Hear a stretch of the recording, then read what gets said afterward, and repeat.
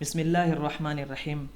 محترم ناظرین، کل کی نشست کو جاری رکھتے ہوئے قیامت کی بقیہ نشانیاں آپ کے سامنے لے کر حاضر ہوا ہوں۔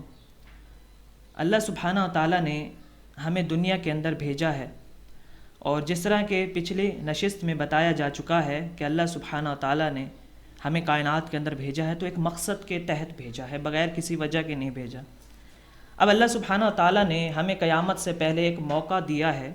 ہمارے لیے یہ وقت ایک غنیمت ہے کہ ہم اس کو جس طریقے سے چاہیں گے استعمال کریں گے، آگے ہمیں اس کا وہ رزلٹ ملے گا۔ یہ جو کچھ بھی ہم دنیا میں کرتے ہیں اس کا اچھا یا برا رزلٹ ہمیں قیامت کے دن ضرور دیا جائے گا۔ انسان دنیا میں آتا ہے، دنیا میں اللہ سبحانہ و تعالیٰ نے انسان کو بھیجا ہے، تو یا وہ اچھائیاں کرتا ہے یا وہ برائیاں کرتا ہے۔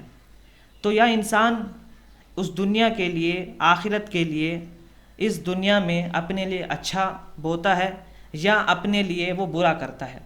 وہ زندگی یا تو بالکل عیش و عشرت اور آرام و سکون کی زندگی ہے، یا وہ زندگی مصیبت سے بھری ہوئی، رنج و غلم میں اور علم سے بھری ہوئی زندگی ہے۔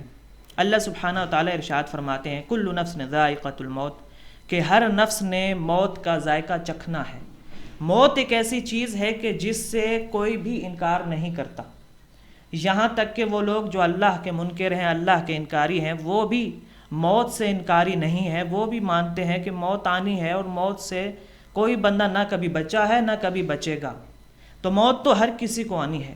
پھر آگے اللہ سبحانہ تعالیٰ نے ارشاد فرمایا انما توفون یوم القیامت، کہ تم جو کچھ بھی کرتے ہو قیامت کے دن تمہیں اس کا پورا بدلہ دیا جائے گا۔ فمن زحزح عن النار وادخل الجنۃ فقد فاز، ہاں تم میں سے جو آگ سے بچا لیا گیا، جہنم سے بچا لیا گیا، وادخل الجنہ، اور جنت کے اندر داخل کر دیا گیا، فقد فاز، یقیناً وہ بندہ کامیاب ہے۔ وما الحیات الدنیا، دنیا کی زندگی کیا ہے، الا متاع الغرور، سوائے دھوکے کے۔ یعنی یہ سارا پورا دنیا کے اندر جو کچھ بھی چل رہا ہے، دنیا کی زندگی ایک دھوکہ ہے۔ اس کو اس مثال سے سمجھیے کہ ایک آدمی کے سامنے، ایک بندے کے سامنے دو آپشن رکھے جاتے ہیں کہ یا تو سمندر کو منتخب کرو یا پانی کے ایک قطرے کو منتخب کرو۔ اب وہ بغیر کسی معاوضے کے وہ دونوں چیزوں میں سے ایک چیز جو بھی منتخب کرے گا اس کو دے دی جائے گی۔ اب اس آدمی کے اوپر ہے کہ یا تو وہ سمندر کو انتخاب کرے یا پھر اس قطرے کا انتخاب کرے۔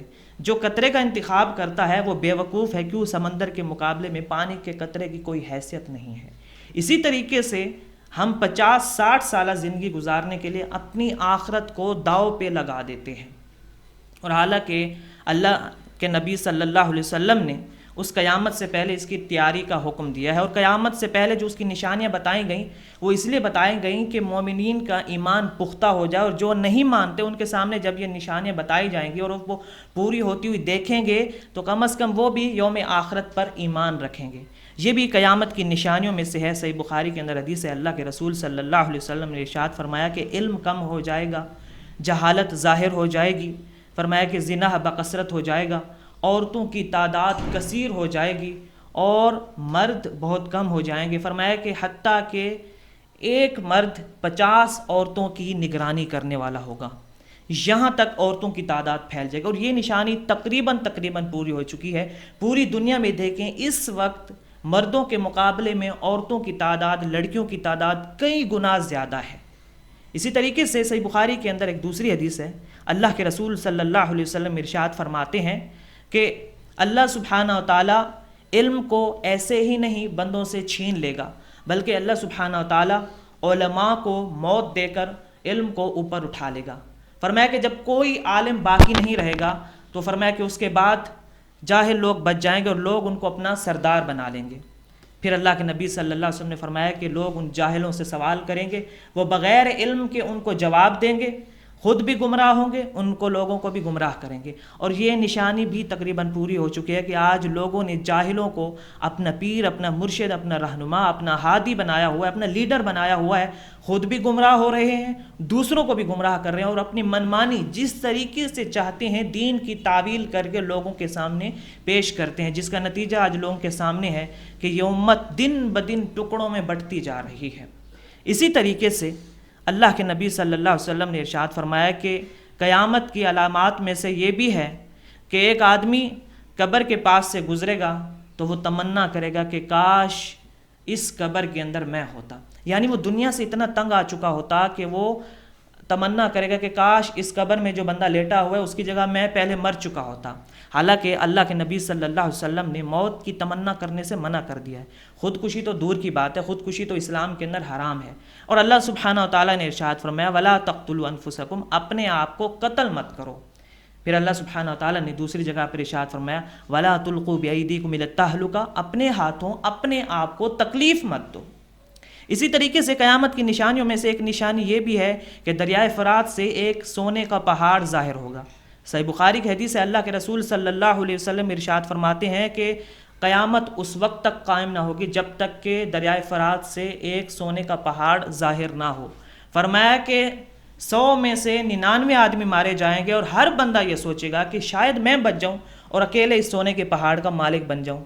پھر مسلم کی دوسری حدیث ہے، اللہ کے نبی صلی اللہ علیہ وسلم ارشاد فرماتے ہیں کہ جب تم اس پہاڑ کو دیکھو تو تم میں سے کوئی بھی اس میں سے حصہ نہ لے، یعنی اس میں سے لینے کے لیے کوئی نہ جائے، کیوں؟ وہ ایک دھوکہ ہے، قیامت کی ایک نشانی ہے، وہ ایک فتنہ ہے جس کو لینے کے لیے لوگ لپکیں گے لیکن لوگوں کو کچھ بھی حاصل نہیں ہوگا۔ اسی طریقے سے اللہ کے نبی صلی اللہ علیہ وسلم نے فرمایا کہ قیامت کی نشانیوں میں سے ایک نشانی یہ بھی ہے کہ لوگ شراب کو حلال کر لیں گے، شراب پئیں گے، اور فرمایا کہ شراب کا نام چینج کر دیں گے، یعنی تعویل کر کے۔ فرمایا کہ میری امت میں سے بعض لوگ ایسے ہوں گے جو شراب کا نام تبدیل کر کے شراب کو پئیں گے، یعنی اس کو کسی طریقے سے حلال کر کے اپنے اوپر حلال کریں گے، پھر اس کو پینا شروع کر دیں گے۔ اسی طریقے سے قیامت کی نشانیوں میں سے ایک نشانی یہ بھی ہے کہ فرمایا کہ کئی ایسے لوگ پیدا ہوں گے کہ جو جھوٹی نبوت کا دعویٰ کریں گے۔ اللہ کے رسول صلی اللہ علیہ وسلم ارشاد فرماتے ہیں لا تقوم الساعہ، قیامت اس وقت تک قائم نہیں ہوگی حتی یبعثوا دجالون کذابون قریبا من 30، یہاں تک کہ 30 جھوٹے دجال پیدا ہوں گے۔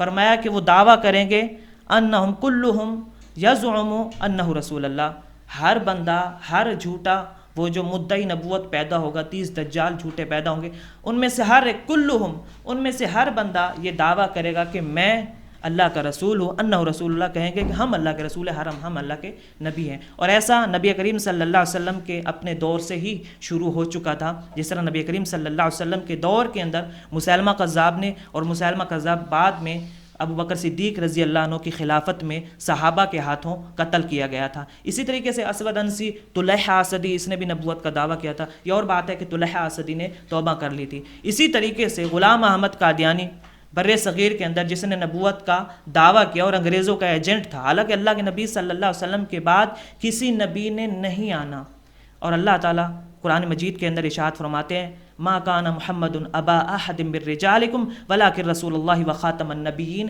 کہ محمد صلی اللہ علیہ وسلم تم میں سے کسی کے باپ نہیں ہے لیکن وہ اللہ کے رسول اور خاتم النبیین ہے، یعنی اب ان پر نبوت مکمل ہو چکی ہے، اب کسی نبی نے نہیں آنا۔ اس کے علاوہ اور بھی کئی قیامت کی نشانیاں ہیں، وقت کی قلت کی وجہ سے میں بیان کرنے سے قاصر ہوں۔ ایک صحیح بخاری کے اندر حدیث ہے، قیامت کی نشانیوں میں سے ایک نشانی یہ بھی ہے کہ فرمایا کہ تم ترکوں سے جنگ کرو گے، اور ترکوں سے جو جنگ کرنے والے ہوں گے نبی صلی اللہ علیہ وسلم نے ان کی شکل، ان کی حیت، ان کی پورا حلیہ بھی بیان کر دیا۔ صحیح بخاری کے اندر وہ حدیث آپ کو اسکرین پر اس کا نمبر دے دیا جائے گا، وہ آپ خود بھی دیکھ سکتے ہیں۔ اسی طریقے سے نبی کریم صلی اللہ علیہ وسلم کی حدیث کے مطابق قیامت کے نزدیک خیانت بڑھ جائے گی، فرمایا کہ میری امت کے لوگوں کی شکلیں مسخ کر دی جائیں گی، یہ بھی قیامت کی نشانی ہے۔ پھر اسی طریقے سے ایک قیامت کی نشانی یہ بھی ہے کہ لوگ مسلمان کفار کی تقلید کریں گے، جس طریقے پر وہ چلتے رہے ہیں مسلمان بھی اسی طریقے پر چلیں گے۔ اور قیامت کی ایک نشانی یہ بھی ہے کہ جزیرہ عرب میں اندر ایک زلزلہ آئے گا جس میں زمین دھنس جائے گی، اور ایک یہ بھی ہے کہ بہت زیادہ زلزلے آئیں گے۔ اس کے علاوہ کئی قیامت کی نشانیاں ہیں، دجال بھی ایک قیامت کی ایک بہت بڑی نشانی ہے، امام مہدی کا ظہور ہونا، آنا، یہ بھی قیامت کی نشانی روحانی ہے. پھر اس کے بعد عیسیٰ علیہ السلام آئیں گے, پھر اس کے بعد ایک سلسلہ ہوگا, پھر اس کے بعد اللہ کے حکم سے ایک سور پھونکا جائے گا, پھر قیامت کھڑی کر دی جائے گی. اللہ تعالیٰ سے دعا ہے کہ اللہ سبحانہ و تعالیٰ ہمیں قیامت سے پہلے قیامت کی تیاریاں کرنے کی توفیق عطا فرمائے. آمین. وآخر دعوانا ان الحمد للہ رب العالمین.